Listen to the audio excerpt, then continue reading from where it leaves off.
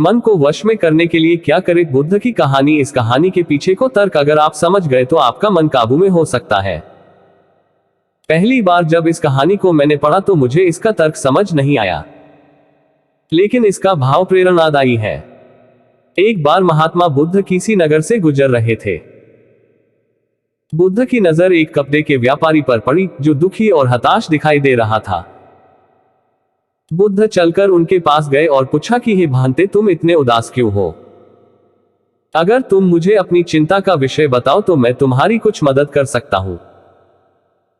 कपड़े के व्यापारी ने बुद्ध को प्रणाम किया और उनको अंदर बुलाया।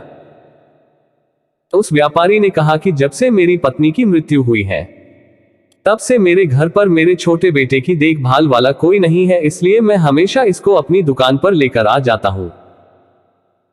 लेकिन मेरी दुकान पर आने वाले हर ग्राहक की पगड़ी को उछालकर फेंक देता है, कभी कभी उनका झोला उठाकर बाहर फेंक देता है। मैंने इसको बहुत समझाया, डांटा, लेकिन यह नहीं समझा इसकी इस हरकतों की वजह से मेरे सारे ग्राहक खुद को अपमानित मानकर वापस चले जाते हैं। बुद्ध बोले, मैं तुम्हारी सहायता कर सकता हूं, पर तुम मुझे वचन दो कि मैं जो भी करूंगा तुम उसमें दखलंदाजी नहीं करोगे, ना ही कोई प्रश्न करोगे। व्यापारी बुद्ध को वचन दे देता है। अगले दिन बुद्ध एक पगड़ी पहनकर आए और एक ग्राहक की भांति आकर बैठ गए। व्यापारी का बेटा आया और बुद्ध की पगड़ी को उछाल दिया। महात्मा बुद्ध मुस्कुराए और कहा, बहुत अच्छा, जाओ उस पगड़ी को वापस लेकर आओ।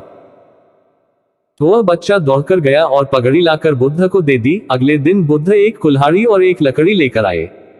उस लड़के ने फिर से उस पगड़ी को उछाल दी। बुद्ध ने उस लड़के को कुल्हाड़ी और लकड़ी दे दी और कहा, जाओ इस लकड़ी को काटो। व्यापारी को थोड़ा सा डर लग रहा था कि कहीं उसके लड़के को चोट नहीं आ जाए, लेकिन उसको अपना वचन याद था। 7 दिन तक महात्मा बुद्ध कोई न कोई नया काम लेकर आते और उस लड़के से करवाते। शीघ्र ही वह लड़का भूल गया कि उसको किसी की पगड़ी उछालनी है। व्यापारी बहुत खुश हुआ और बुद्ध को धन्यवाद दिया। मुझे पता है कि इस कहानी का और मन के वश को कोई विशेष संबंध नहीं है, लेकिन पहले आप इस तर्क को समझ लीजिए। अगर हम अपने मन को अपने हिसाब से काम नहीं करवाएंगे तो मन अपने हिसाब से काम करेगा। मन वश में हो सकता है यदि मन को हम अपने अनुसार चलाएं।